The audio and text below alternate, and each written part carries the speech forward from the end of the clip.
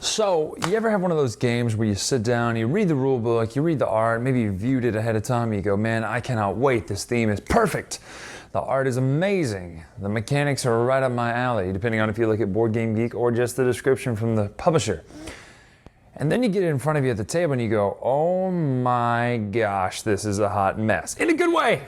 I mean the hot mess in the kind of sense that a Kentucky hot brown sandwich is just this gravy covered. That might be an inaccurate statement. Or for you from the North Midwest, the horseshoe. It's basically a pile of French fries with a hamburger buried underneath it with cheese sauce on top. Or, I don't know, cheese enchiladas that are smothered and delicious, right? All these things, they look like a hot mess when they set them up on the table. And you go, I don't even know where to get into this. You ever get nachos like that? I don't even know how to get into these nachos. You do that with your friends. Hey, you guys want to get some nachos? Look at these olives. Let's do it. It's Anachrony. This game looks crazy when it hits your table because it's so big. Look at that monstrosity back there in a good way. Yet again, monstrosity in the positive sense because, spoiler, since it's all about time travel, I'll just go ahead and tell you the end at the beginning. I really like this game a lot. I mean, a lot. But that's a lot of real estate. Oh, you don't believe me? Let's take a look right now. Or now would be the future. Now, the present, dealing with time travel is tricky. Right now.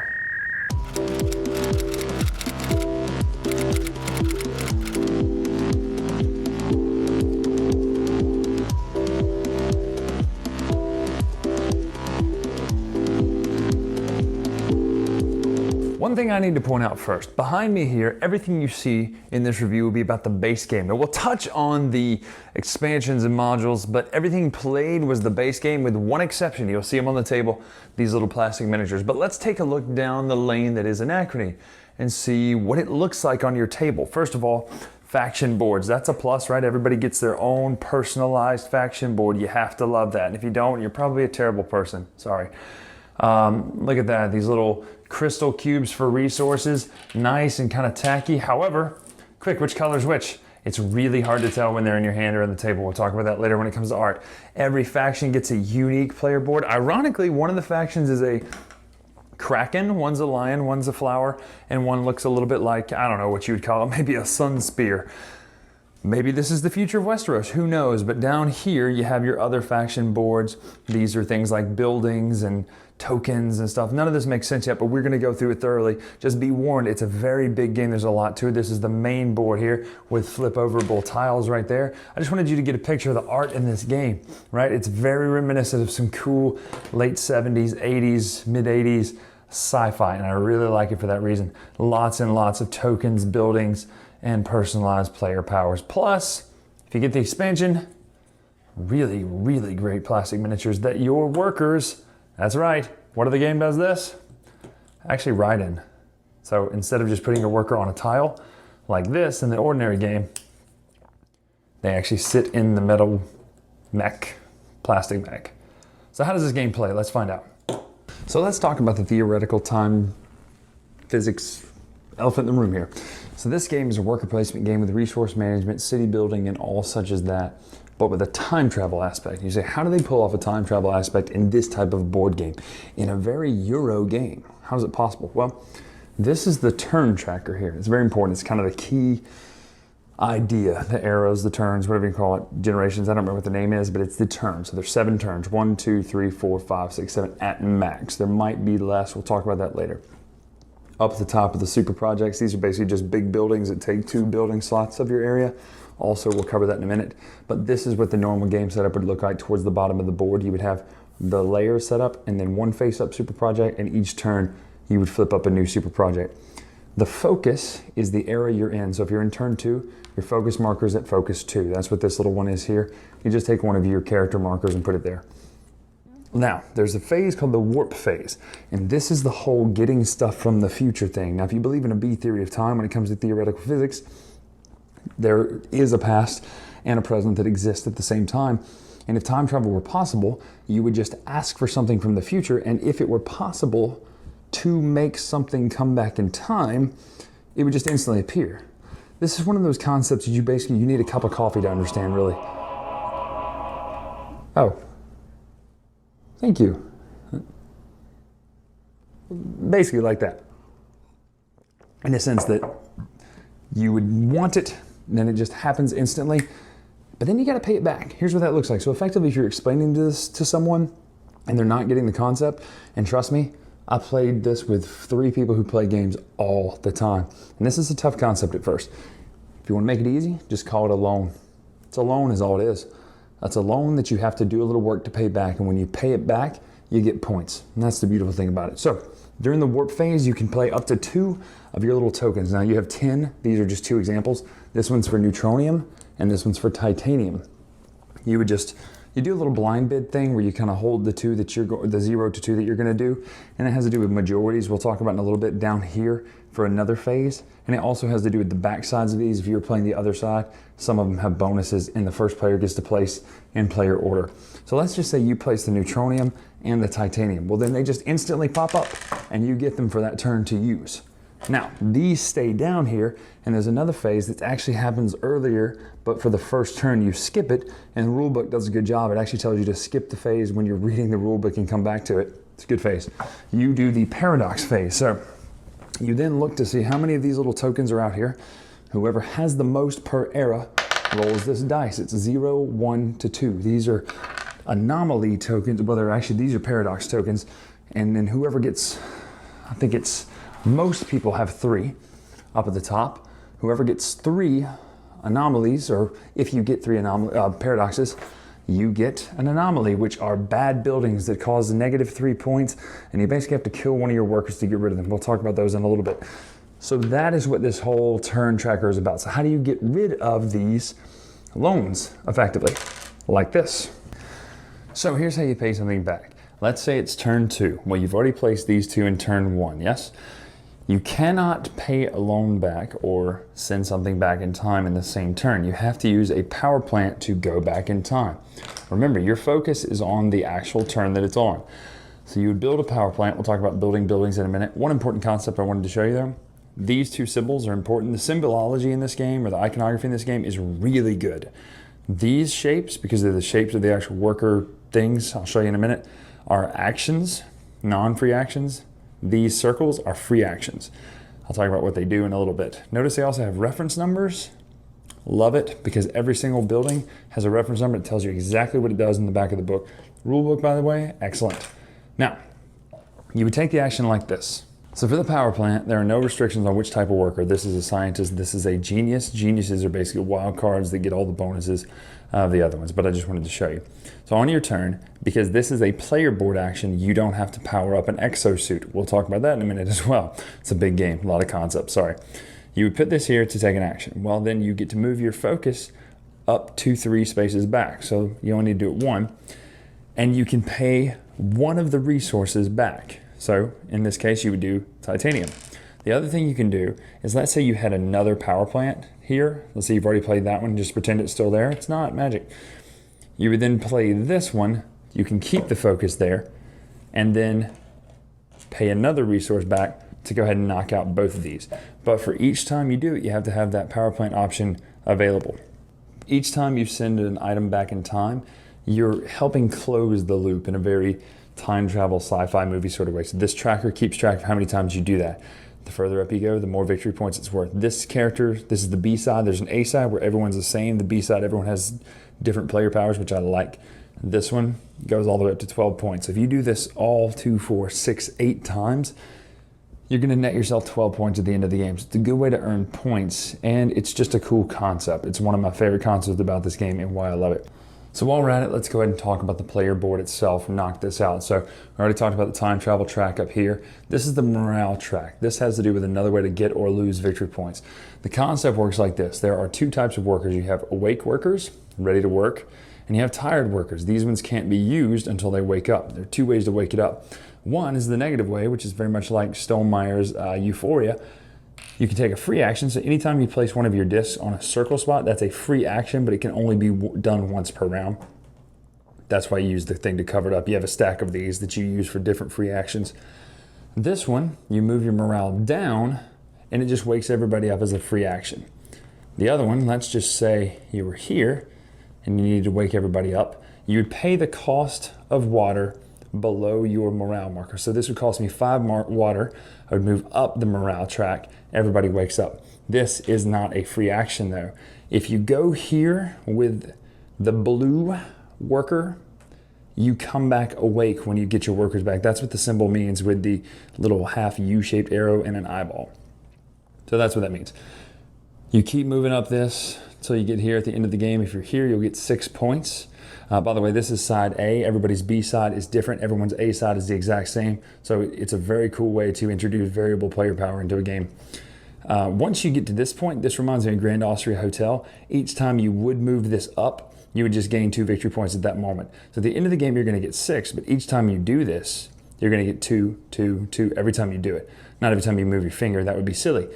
But that's the player board. Now, the actions, like I said, these are buildings. You have your power plants, your factories, life support, and research labs, I think. Anyway, they're 4 different colors. They're buildings up here. We'll talk about that in a minute. They do different things. This one's the one that lets you go back in time. Victory points are here. Reference numbers there so you can find out exactly what they do. This one is an action space to change your focus and send stuff back in time. This one is a free action to instantly get 1 water. When you buy this, you also get 3 water instantly for the first time. That's what these buildings do. Now they do so many different things. There's a ton of each type of building, but basically you're gonna wanna get this area filled. So how do you do this? We'll talk about the actual action you take, but let's talk about the cost. So this is the general symbol for cost in the entire game. There's a little black disc and then the cost is above it. So each building does not have its own cost. This power plant costs the exact same as every other power plant. It's based on where you put it. So let's just say you have a power plant here. You would already have paid the cost for there. And you want to build here now, another power plant. Well, this power plant is going to cost you 1 neutronium, 2 titanium, 1 probably gold, and then 2 water. So the points that you pay, the cost that you pay for the buildings, vary depending on where you put it. So you could eventually have something that looks like this. Super projects here, they do not pay the cost of what's under them. They have their own cost listed on them. And it's another concept we'll talk about in a minute when we talk about the main board. We're going to blitz through the main board because I want to get to the final thoughts. Anyway, so you can have all these different things based on the cost. And that is your personal board. So let's talk these spaces over here. This is where you power up your exosuit. So the game phases would go preparation, we've done. Paradox, here we go. Right into the power up phase. You have 6 exosuits to start with. Again, these are not the ones from the base game. These are the ones from the expansion. These 3 are free. Now remember the impact. Once the impact happens, these get covered up, by the way, so you won't have these. So these 3 spaces are free for the first 4 turns of the game. These bottom ones cost an energy core to power up. So if you want to power them up, you can. It's just going to cost you an energy core, which you will start with some of them, and you will get them throughout other means. Now, powered up exosuits can take actions on the main board because the atmosphere is harmful. However, the ones you don't power up, you get a water per place you don't power up. So it's a way to get resources too. That's the player board. That's everything on the player board. That's all it does. And let's now look at why you would use the max for the main board. Before we go to the main board, let's talk your path boards. Each path is a different one. This is the path of dominance. There's path of dominance, salvation, progress, and harmony. They all have a guy or a girl you can choose from. The guy or girl do different things. These boards tell you your starting resources. The B side is different than the A side for this part down here. We'll talk about that in a second. But this is what you start with. So this would start with 3 water, 2 of this, 2 of that, 1 of that, 4 energy cores. You would start with 1 engineer that's tired, 2 scientists that are awake, and 2 engineers that are awake. So that's the other things you get. Now, his also gives you power. His is on the 3rd phase. You can, which would be the power up phase, you can either trade 2 water for an energy core or an energy core for 2 water. It's just something you can do during that 3rd phase. Now, the bottom here is the evacuation condition. So when that 4th round hits, and this happens, that piece on the board, I'll show you in a minute, flips over, and it's kind of a race to evacuate the planet. This means that you have to have 3 of the type of buildings, of the factory buildings built. And if you do, and you do the action to evacuate, you get 5 bonus points, or 5 points. However, there's a bonus condition too, where every combo of titanium and engineers you have gets you 2 points. And that's not something you put together, it's just in your pool. If you happen to have, 1 titanium and 1 engineer, you would get 2 research, or 2 victory points. And the more you have, the more you can stack on that. So that's this board here. Forgive me if my face isn't fully in frame, but this is what's most important here. Let's just blitz through the main board and the actions you can take. This symbol means it is mechs only or exosuits only can take these actions. This is the 2 to 3 player side. The back side has more actions down here. A couple things, let's just go from this side to this side. Up here is the water reservoir thing. You can go here and get water. You'll notice these symbols, like I said, the iconography is great. It tells you which type of worker you get a bonus with. Any worker can go here, but if you go here with a scientist, instead of collecting 3 water, you would collect 4 water. And notice that this is a much bigger circle, hex or whatever, than these are. So as many players as want to can go here, including multiples of your own. So you can get water that way. 2 different types of water, one's 5, one's 1. It's up to you to choose which one's which, but probably the dark blue's 5. It is. Anyway, down here is trading with the nomads. This is interesting, and again, this is why I mentioned the iconography. If you go here with a scientist or an engineer, they can do it, but the other person, gosh, what is that called? Sorry, my bad. The administrator, if the administrator goes here, they get to do it twice. Now, why is it important? Notice the arrows are in a very specific order. This isn't like Kingsburg or something where it's 1 for this, or viticulture where you can trade this item for any of these. This is 3 water into a energy core or 2 different resources, 2 different resources into a 3 water or a neutronium into these 2, or this into these 2. It has to stay in the 2 connected arrows. So if you want to do it twice, you might want to trade an energy core for 2 different resources instead of just doing this twice. That's an option. Now, let's talk about the capital actions. These are down here. You've got your research, your enlisting, your hiring, basically your recruiting, and your building. These are the construction ones. These actions all have spaces here. Once they're taken, they're taken. They also have bonuses based on who goes here, and some of them just can't be taken with certain types of workers. This can only be taken by scientists. These give you what's known as the scientific breakthroughs, and they're useful for buying super projects. Notice there on the far right, it says those little shapes with the symbols on them. You have to trade those in to get a super project, as well as some of the in-game bonuses or that. You only get those by these dice. Basically, you pick one side of the dice. You can either pick the shape or pick the symbol and roll the other one. So this would net us a circle with the people-shaped dice symbol. You get that, you put it over your side. This one, the cost is a circle with the clock on it, or 2 other symbols, triangle or square of any symbol. So it's a way to get another resource that you have to buy super projects, basically. That's what this action is. If you take this one, it costs you a water. This one is the recruit. Basically, you can only go here with administrators or engineers. If an engineer goes here, they cannot pick a genius. Geniuses, again, are wild cards. They get to be anybody. So you go here, you pick the person, whichever bonus is listed beside it, and these get laid out at the end of the turn. They get laid out specifically here. So sometimes you may not have any scientists, you may not have any engineers. You get the bonus that is next to it. Genius gets to pick any bonus. They come out awake. The last one over here is the construct. This is where you take the construct action. The bonus here, if you go with an engineer, it costs you 1 resource cube less. So it's a really good bonus to take here and here, obviously those. This is also where you go to construct super projects. Now, if all these spaces are taken, you can take these kind of copycat capital spaces up here. This one costs you 2 water, but you'll take your flag and you become first player. Then this one is just 1 water, but it's a freebie, but it's just a way to copy actions, and if you get blocked out, you're not horribly blocked out. Last is the basically where you get resource cubes. If you go here with your mech or your exosuit, you get whichever one is to the right of your exosuit, and you get to pick one of the ones from the left. These also vary each turn, and that is the capital action board, the main action board. Last thing is this: when the impact happens, this flips over. Depending on how many people are playing, if there's only 2 people playing, the -3 points goes there, here, and here. Basically, depending on however many people you have, the last person to evacuate gets -3 points. This is the action to evacuate, like we talked about earlier. And that is the concept of playing Anachrony. There are no other concepts I need to go over. I'm just looking around to make sure, because it's a big game. My gosh, it's a big game. But it's so good. Let's talk final thoughts right now. So what is Anachrony after all? I mean, think about this. Did I like it? Absolutely. You should definitely get this game. If you're a fan of worker placement games, you're going to love this game. It's a brain burner though. There's a lot of different strategies. Like, you got to figure out how you're going to get your victory points. It's not like Caverna, in which you can just, figure out, well, I'm going to take the farming strategy, or I'm going to do the cave strategy, I'm going to do the exploration strategy, or I'm going to do, whatever. You have to kind of know ahead of time that a lot of things are more random in this game, in the sense that the building tiles change every turn. They're not always open. You kind of have 2 available of each type of building each turn. The super projects are in different orders and different places each game. There's variable player powers, which is always really cool. So a lot of randomness and stuff that will happen in this game that will prevent you a little bit from, that perfect information strategy game. So you might want to, prepare with this and drink a little bit of coffee, which reminds me, I'll be right back.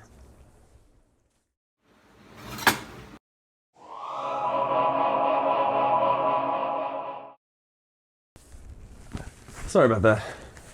Just remembered something. Anyway, so here's the thing about this. I love this game, and I think you'll like it too. One thing I didn't touch on, the expansions. In the main box, in the core box, there's a whole sideboard with another action, which involves like a save the planet, seal its fate scale thing, where you can kind of decide different things, and it makes things a little bit more random, and there's some, you can flip time spaces over to where they give you bonuses and such. But also in the expansion box, there's a whole nother sideboard type expansion in which you can power up your exosuits differently. Like you can give each exosuit a different kind of power, and you can do adventures and kind of have a castle strength type of adventure attack thing where you go out and you raid, in a sense, these places. And I'm not describing it very well, but you have to build up your strength to beat a dice roll, basically. So it's kind of a different mechanic too, but you're still playing the regular game at the same time. There's also a single player mode where you play against the Chrononauts, which I haven't tried that yet. I'm curious about that. But there's a lot of variability in this game, a lot of player powers. Each side has, 2 different sides, the A and B side. And then there's the path boards have 2 different sides. Plus there's 2 different leaders for each path. So I don't know if that's like 2, 4 factorials. I don't know what that is. It's a lot of different mathematical decisions in which you can play this game. So here's the high points. Let's talk about the art. The art in this game is fantastic. Look at this. This is gorgeous looking art. That's what struck me, was this crazy huge board with this pretty weird Escher looking type of thing on the front, this geometric shape, right? And then you get inside the box and it's got this great, like, evocative sci-fi art. It looks really cool. I love Twilight Imperium. It's one of my favorite games. That's what the art reminds me of. Now, the only downside of the whole art and the whole backstory and stuff, and why I didn't bring up the backstory much, is there's no supplemental material. Like, you can't read novels about the world of Anachrony. So if you want to know about it, it's in the front of the instructions. It's kind of a cool story, and maybe they'll do more with it. But man, this is a good game. Like, I love that time travel concept. It is basically just a loan. Yes, I get that. But because the theme works so well, this is a perfect example of a Euro making the theme work, and it just fits and it does its job correctly.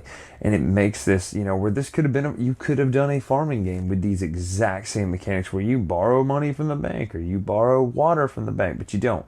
You borrow it from yourself in the future and pay yourself back. And it's such a cool concept. And which makes it one of my favorite, worker placement games because of the cool concepts. One couple dings, if I had to, the cubes for the resources are actually hard to see the colors, and it's a weird thing. Everybody complains about that because they're so lightly pigmented. They look really cool and it fits the theme, but they're actually hard to see. Another thing would be it takes a lot of table space and it takes a long time to set up. But once you get it set, once you get it put away right, it doesn't take that long. It takes about 2 hours to play with a 4-person game, maybe a little bit longer. 2-player game you can bust out in under an hour. So should you get an Anachrony? Absolutely. I'll say it again for theme and time. The fact that, you should say, whatever. You should play Anachrony. It's really good. Minecraft has done an awesome job with this. The names are at the top. These guys have knocked it out of the park with this game. I really, really think you should pick this up. If you're at Gen Con and you have room in your suitcase, because my lord, this is huge, get Anachrony. You will not be disappointed. And hopefully, they'll continue to kind of put stuff out for this. I don't know the trend which carry on in the other games that they do, but hopefully they will put more stuff out for this because this is such a rich universe. And so definitely recommend Anachrony. I'd give it a 9.5. It's that good. Like, I just enjoy playing this game. So if you can get your hands on it, get it. For more videos, this is Bryan Drake with the latest retro. Until next time. We'll see ya. Thanks so much for watching the Dice Tower videos. Find more great videos and reviews, as well as our top-rated audio podcast at Dicetower.com. You can also find other great shows at DicetowerNetwork.com. I'm Eric Summerer, and you've been watching The Dice Tower. The Dice Tower is sponsored by Cool Stuff Inc., where you can find great games for great prices. Cool stuff in stock. Check them out at coolstuffinc.com.